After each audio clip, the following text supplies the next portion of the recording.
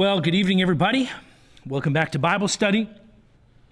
Continuing our journey through the book of Mark, finding ourselves at chapter 14.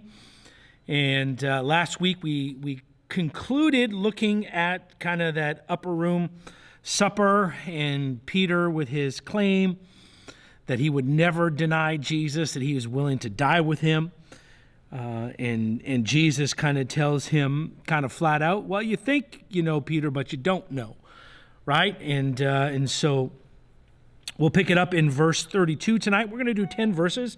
We're going to do verse 32 to verse 42 of Mark chapter 14. So if you got your Bibles and your notepads and your pens and your beverage of choice, get it out as we get ready to dive into this. And let's read the first couple verses. Let's read verses 32 to 34. Then they came to the place whose name is Gethsemane. And Yeshua says to his disciples, "Sit here while I pray." And he takes with him Peter, Jacob, who is James, and John. And he began to be deeply distressed and troubled. And he tells them, "My soul is deeply grieved, even to the point of death. Stay here and keep watch." So this now where we're picking up is probably late Wednesday evening, right? Just after Jesus and his disciples, they finished the Passover, the Seder meal. They've partaken really in that moment of communion. They sang a hymn, and then they crossed over the Kidron Valley and made their way to the Mount of Olives. And from there, they're moving kind of to a very well-known place. It's a particular area near the foot of the Mount of Olives known as the Garden of Gethsemane. Now, it's still there today. And why do they call it that? It's actually because right across from the garden is the East Gate. And the East Gate is where you would have kind of entered, and there was the temple. So all of the oil that was used for the lamps and all of that in the temple was actually pressed over in this garden. And that name Gethsemane can easily be translated into press of oils. Literally, that's where they would crush the oil out of the olives. And so this location was a very familiar place to the disciples, as they would often kind of gather there. As really as one of their favorite meeting places. You see it in Scripture. And being that this was rather a frequent spot that was visited by Jesus and the disciples, meant that, well, their betrayer, Judas, probably knew where they were hanging out and knew where they were going to be. So the text lets us know that upon arriving here at the garden, Jesus instructs his disciples to sit near the entrance. Hey, guys, stay here while he goes and pray. But he does something, right? He takes three familiar faces with him.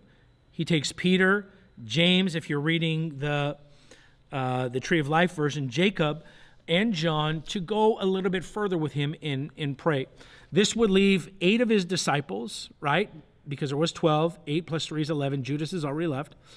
8 of them at the gate and 3 of them moving on with Jesus. And so this inclusion, you think, was this the inner circle?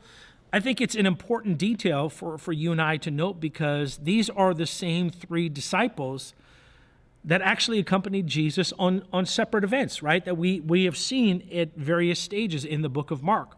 First one was in Mark chapter 5, when they accompanied Jesus to Jairus' home, right? To heal his daughter who had died but was resurrected by the Lord. The second is on the Mount of Transfiguration in Mark chapter 9, where Jesus showed those 3 his kind of glory, his Shekinah glory. And it would be as if these 3 men were going to get another glimpse of what Jesus actually wants them to see. And I think this is the case because there seems to be this transitional language used in verse 33b. The text mentions that after Jesus took the 3 with him, right, he began to be very distressed and troubled. There's a sense here in the text. There is something, let's call it just visibly noticeable regarding Jesus' demeanor, regarding his behavior. And the word began in the Greek is that word archo, which means the state of initiating an action or process.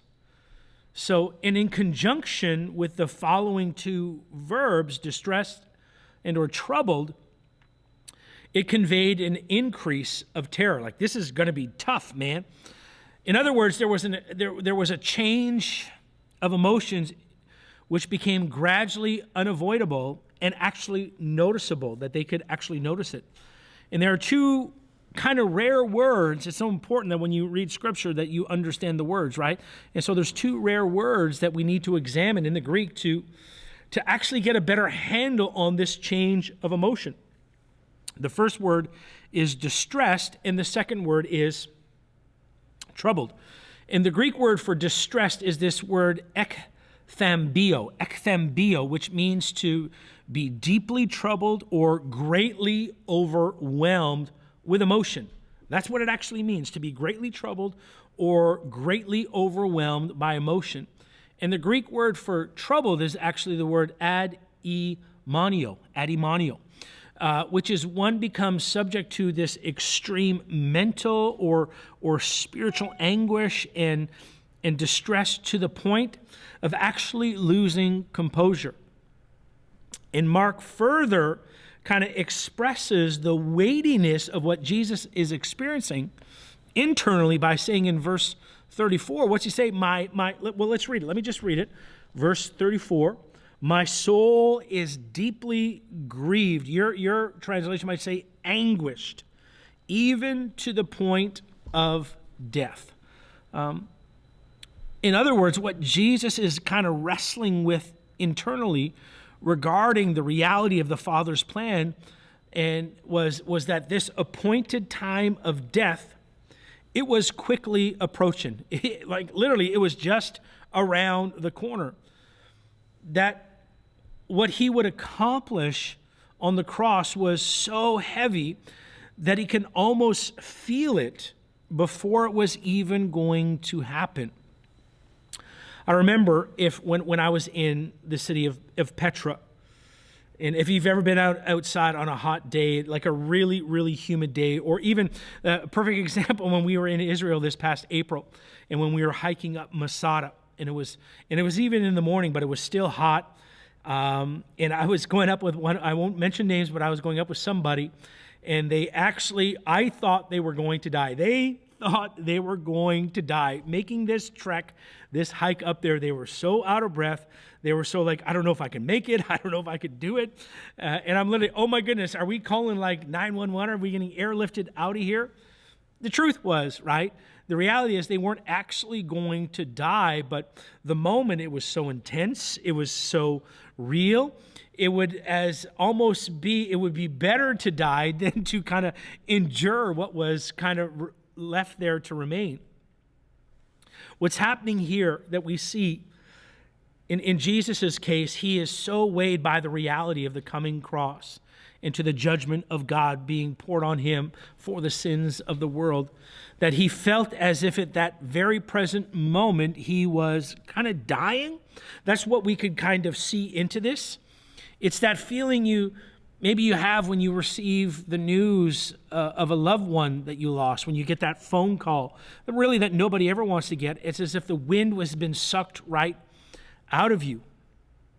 So this immense pressure that Jesus is feeling and distress that is upon him in this incredibly grave way. But if we got to notice Jesus' reaction to these coming circumstances that he knows there's no escaping from. And in verse 34, what does he do? He tells the disciples to remain there and watch as he actually goes, it says about a stone's throw away, and he prays. And I think, what an example, right? What an example of living out Philippians chapter 4.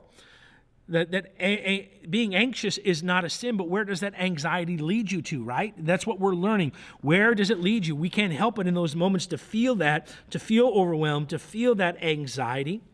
But what a joy it is to look at what Jesus did here in his greatest moment of grief. What did he do? He finds necessity and he finds comfort in prayer.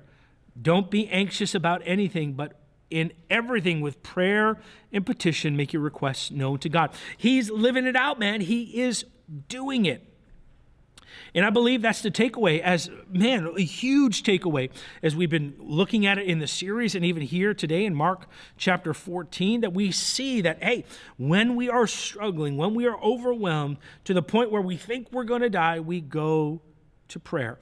And the reality is none of us are ever going to know the pressure and the pain that Jesus felt in that moment of distress, but we all go through different moments of distress and different levels of pain.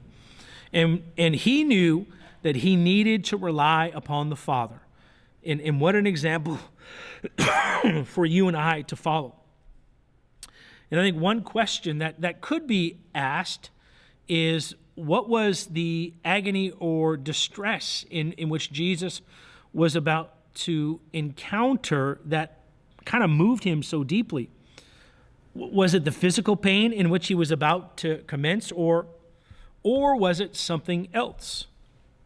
And so the physical suffering on the cross, that would be overwhelming at best, right?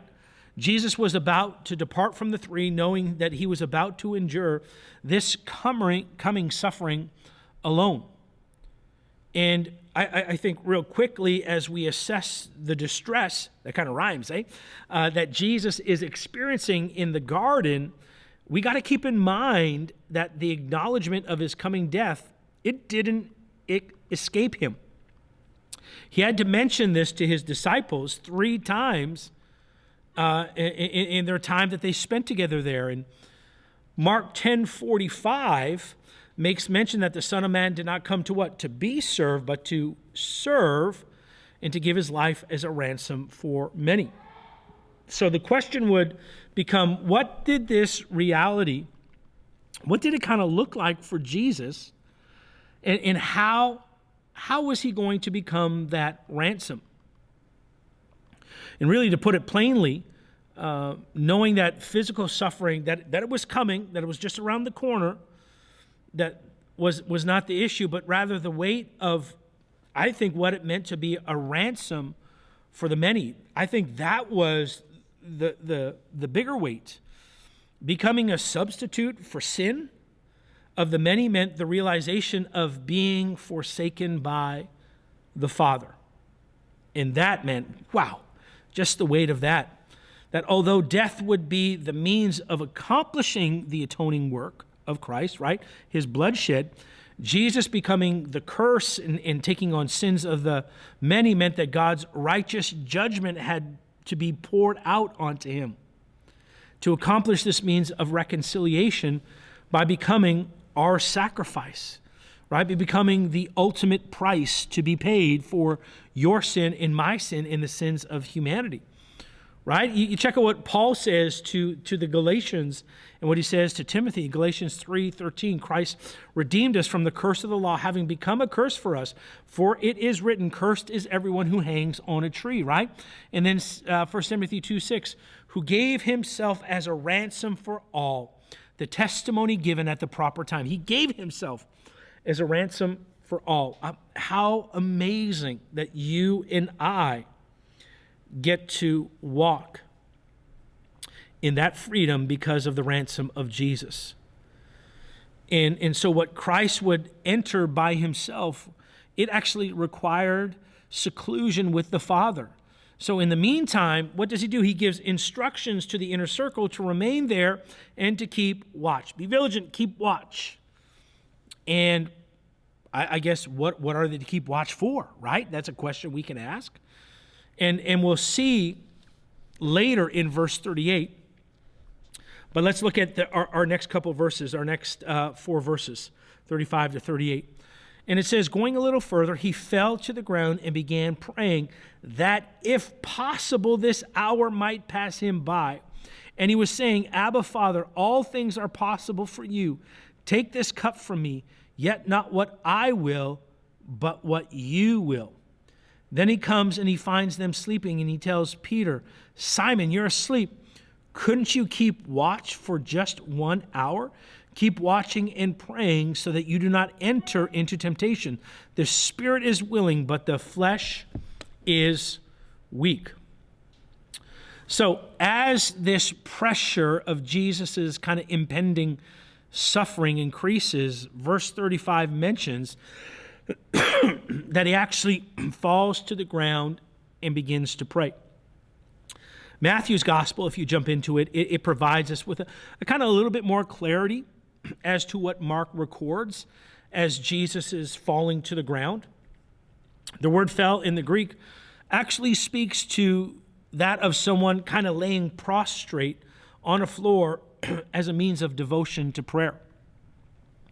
And so this type of prayer, it was well beyond kind of just bending your knee, but it was almost like a dire seeking of the Lord, like you are lying prostrate. We see that with David, right? When his first son that Bathsheba gave birth to, when he was lying prostrate before the Lord, asking for his healing.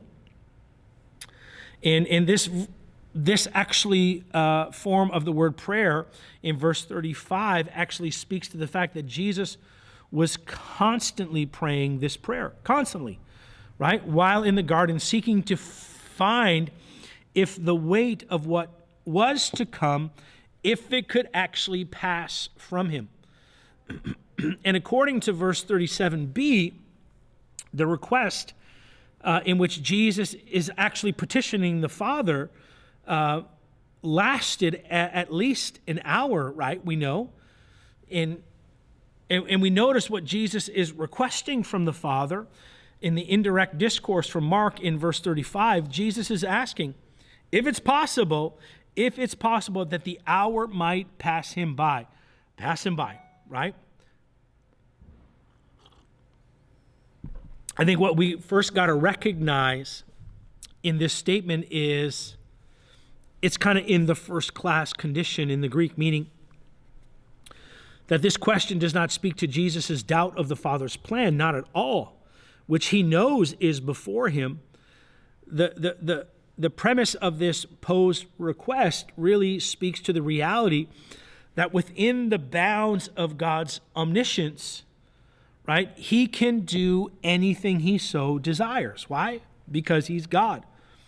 Therefore, Jesus is not speaking to the doubting of the Father's plan.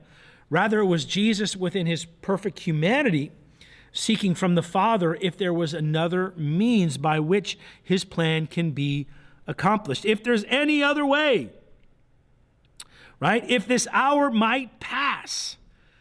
And Mark provides clarity for you and I, the reader, as to the request that Jesus is really petitioning before the Father by providing a direct statement of the discourse in verse 36.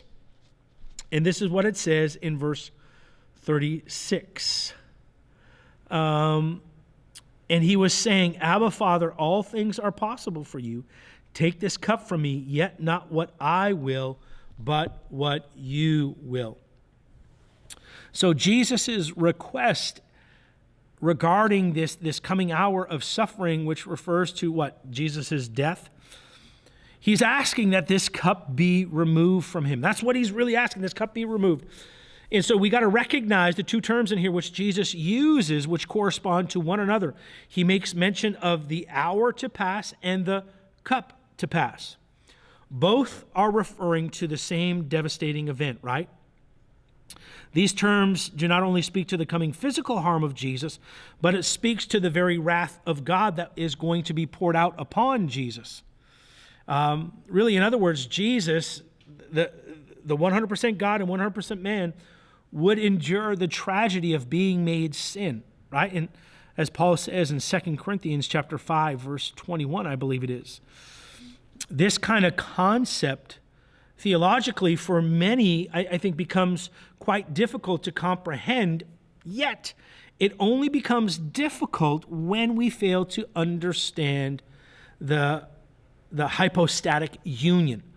In other words, when the second person of the Trinity put on flesh, he didn't relinquish his deity, right? He didn't just kind of put that aside. He just simply added to it. And that's very important to understand.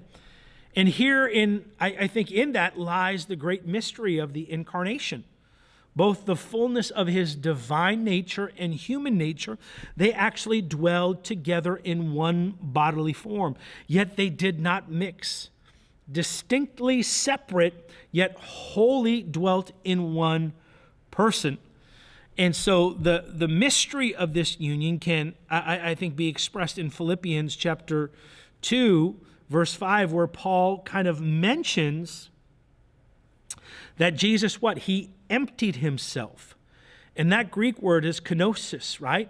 Jesus emptied himself by not abdicating or relinquishing his deity, but he willingly added to it the limitations of humanity, yet he never used his divine attributes to actually relieve himself of the limitations of being human. Fascinating.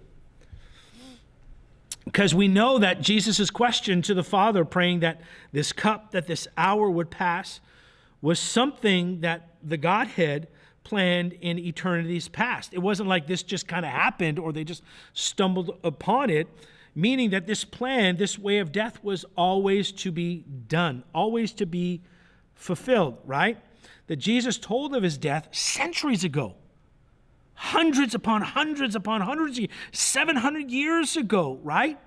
That he was told he would be the suffering servant. Man, if you read what it says in Isaiah chapter 53, really the forbidden chapter that the Jews will not read, they kind of skip over in their Bible. Why? Because it speaks to their Messiah that came.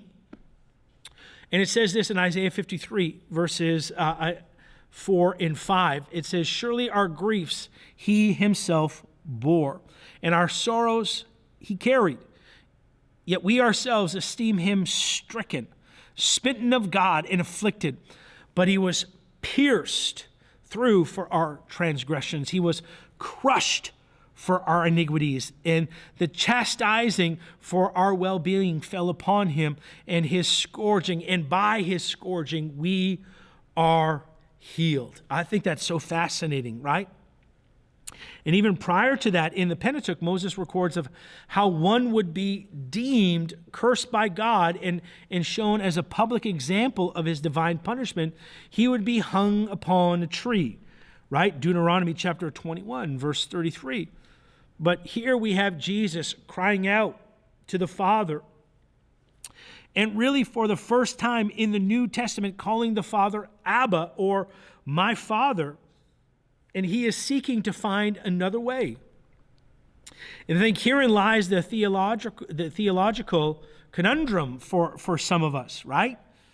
Why was Jesus trying to pray to change the eternal plan of God as an effort to escape what would cause him to actually be forsaken by the Father? Was he trying to do that? How are we best to describe this moment? Like, how do we get into this, right? I think this moment of prayer in Gethsemane demonstrates for the believer and for you and I, the reader, I think with much clarity, the reality of the humanity that Jesus had, that he was as well, right? And you think from a human standpoint, what he was about to endure was just, break it down, physical pain. It was gruesome, right? As it would be, but above all, Jesus would experience the immense crushing of human sin upon himself, taking the weight of sin upon himself.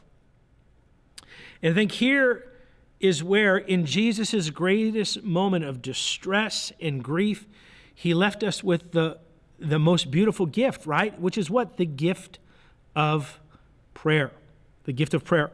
That when we face the greatest moments of difficult situations and circumstances, through all those different storms and tragedies and hard moments that we will all go through, that you and I still today, just like Jesus did in his hour of need, in his greatest hour, you and I can still seek the Father in our time of need, right? It's there for us. We could do that. But at the very same time, it's within those prayers that we must come to learn, as Jesus teaches, right? That within our prayers, we too, you and I, we're not exempt, right? That we must seek the Father's will in it all, in the good, in the bad, and the ugly. We still got to seek the Father's will. Because what does Jesus say at the end of verse 36? Yet not what I will, but your will. But whatever you will, Father, that your will be done, right? In it all, he willingly submits himself to the plan of the Father, the complete plan, the full plan, and demonstrates that he will submit to the plan as a suffering servant. And I don't know, what could our prayer lives look like? What could your prayer life look like if we began to have that same mentality? To submit to the Father's will despite of our circumstances, despite of our situations, despite of all that we go through, that we could submit to the Father's will in all things. Not that's just good things, but in all things.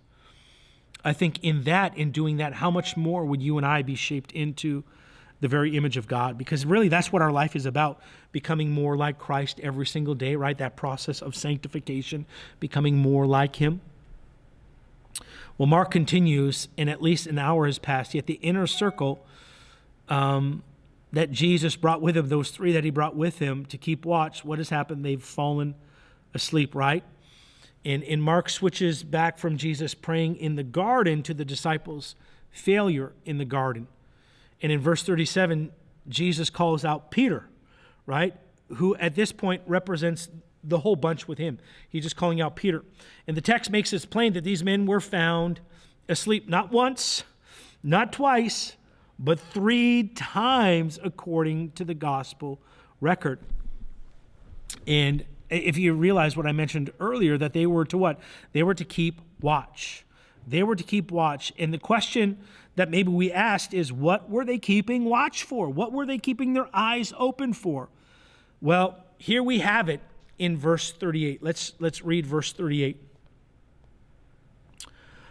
Keep watching and praying so that you do not enter into temptation. The spirit is willing, but the flesh is weak. So here we go. They were to keep watch and pray that they may not come into temptation. They were to be spiritually kind of awake to seek dependence upon the Father, just as Jesus in this moment was depending upon the Father for his very needs of strength. And I think this opportunity to witness Jesus in his greatest moment of distress would have been call it a beautiful picture, right? A beautiful picture for them, for the disciples, as to what suffering well under pressure, what it actually looks like when you lean upon God, when you lean upon the Lord. What an example. But where were they? They were asleep, right? They were asleep. Now, what does it mean about them falling into temptation, right? What was the temptation? There are some that would say that this is speaking to the disciples being tempted to deny Jesus or to fall away, as Jesus had predicted earlier. And that very well could be true. Some believe that in the immediate context renders that the temptation was speaking of them falling asleep and folding under this current pressure of weariness. For if they were asleep, how could they watch and pray? So it could be either of those, right? We don't know. We're not in the moment, but we could kind of look, and both of those things kind of fit the picture. So Jesus then follows up telling them the spirit is what? Willing, but the flesh is weak. In other words, their dependence and reliance upon Abba Father, God as their source of strength, was greater than their human frailty. And it always will be, right? And what strength for you, what strength do you find when you rely and rest upon the Lord for your needs, even in our greatest moments of weakness, right? It's where we're going to find the absolute greatest strength, greatest anchor, greatest foundation that we can stand on in our greatest moments of needs, just as Jesus did. And Jesus, after now giving them instructions again to remain. Hey guys, stay awake. He yet goes back for another hour of prayer. And let's read our last couple verses together here, our last 4 verses. Again, he went away and praying said the same words. And again he came and found them sleeping, for their eyes were very heavy. They didn't know how to answer him. And he comes the 3rd time and says to them, are you still sleeping and taking your rest? Enough, the hour has come. Look, the Son of Man is being delivered into the hands of sinners. Get up, look, let's go. Look, my betrayer is near.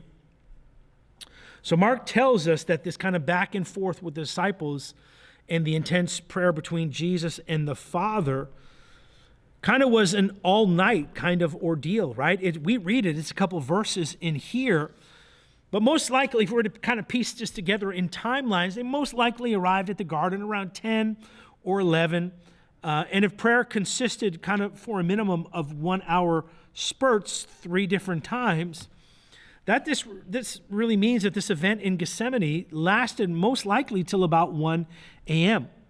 And so here's the disciples. They're terribly exhausted, right? At the end of their physical strength, while Jesus is in the garden, he's laying prostrate before the Father, seeking if there could be any other way. And we got to understand that what Jesus was enduring here in the garden was no small ordeal, right? Luke's gospel tells us that at this very moment, right, the distress was so great that Jesus' sweat became like heavy drops of blood. And that's an actual medical condition. I actually looked up the word because I've heard it before, and I've always forgot the word, and you'll understand why I forget it, because it's a pretty big word. It's subcoitaneios. Subcoitaneios. It is when the capillaries burst, right? Therefore causing blood and sweat to mix underneath the skin, producing a kind of reddish color to your sweat. It's extremely painful just to touch your skin, just to have anything kind of even hover over your skin. It's extremely painful. And Luke's gospel mentions that during this stressful time, that what's Jesus doing? He is praying. And what happens? An angel appears to strengthen him. How incredible.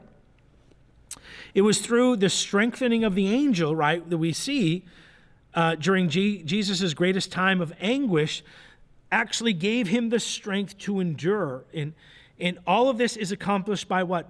By the prayers of Jesus, right? And it's no difference when you and I pray today. I think what's most interesting is the same way that the angels ministered to Jesus, kind of, if we go back to after he was baptized and he's led into the wilderness for his time of fasting, we find this is a very similar scene here in the garden during his greatest moment of anguish. And I think what comes even more of an interesting fact that you see in Luke's gospel is that the mentioning of the angels ministering to Jesus, they're actually documented, right? This means that somebody had been informed about this moment, or at probably what had happened, somebody had seen this moment. And think, what a privilege, right? What a privilege it would have been to see for the ones in the inner circle that have witnessed such a kind of incredible holy moment in the garden, right?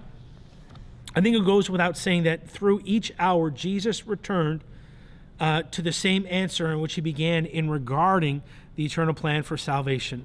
Not my will, Father, but your will be done.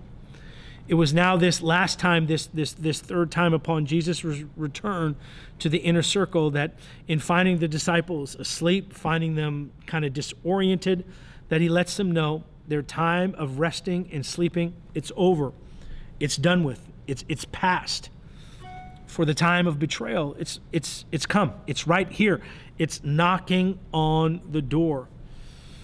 And kind of within this text, we find 3 different times the failure of the disciples to remain awake, to be vigilant, to be watchful, to be praying. And again, I think what an amazing lesson for you and I today. I think if we were to ask people on average how much do you pray throughout the day? Like what's the average time of prayer? Or how often do you pray throughout the week?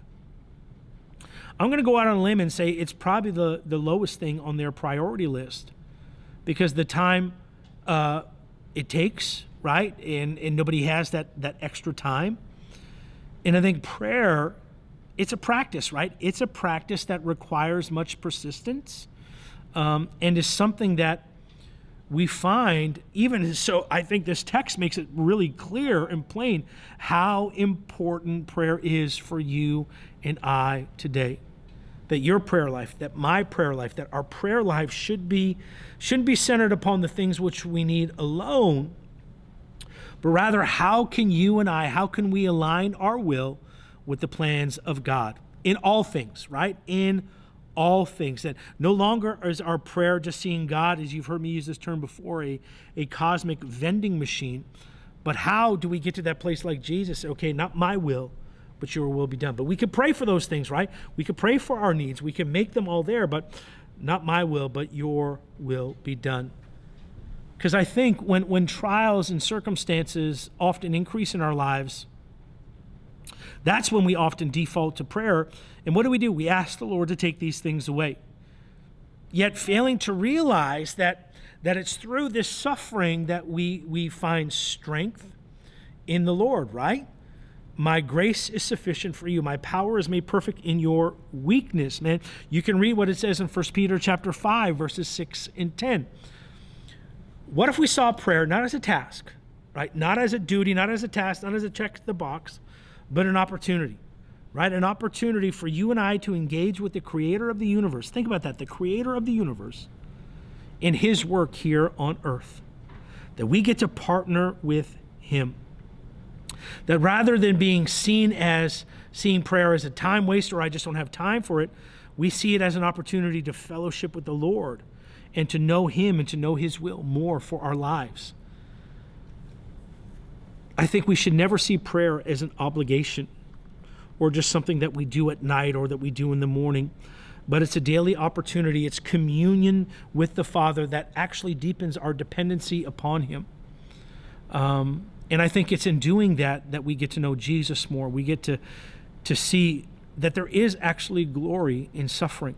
Not that we want to wish that upon anybody, but what happens when we are willing to walk through God's plans and purposes, it's pretty spectacular what can happen. Right? So we're going to end there. And I hope you just kind of really read through that. And then, you know what, looking at and examining your prayer life, and where are you at in your prayer? Is it a duty? Is it a check the box? Or is it an opportunity, right? Do you see prayer as an opportunity every single day to connect with him? Jesus, thank you for your word. Thank you for how amazing it is, for how incredible it is, for how life-giving it is. Thank you for the real life example, even of what Paul writes in Philippians chapter 4, that in everything, that we don't have to be anxious, but with prayer and petitions in God, in your greatest moment, you led by example by going to your Father and asking that his will would be accomplished. And Lord, help us to model that every single day, that instead of always looking to get the results that we want, God, that we would begin to look for your will being accomplished through our lives. And that's what we want. That becomes our prayer every single day. God, that we see prayer as an opportunity to join you in the work in us and through us here on earth. We love you. We give you praise and glory in your wonderful name. And everybody said, amen. Well, bless you guys. Hopefully you can join us tomorrow night as we conclude our series on anxiety. And again, love what God is doing in this. And my prayer is that you're learning more and more to stand upon the truth of his word. And remember, there's a test tomorrow night. If you're going to be at church, have you memorized Philippians chapter 4, verses 4 to 7. Other than that, we'll see you tomorrow morning for devotion. Bye for now.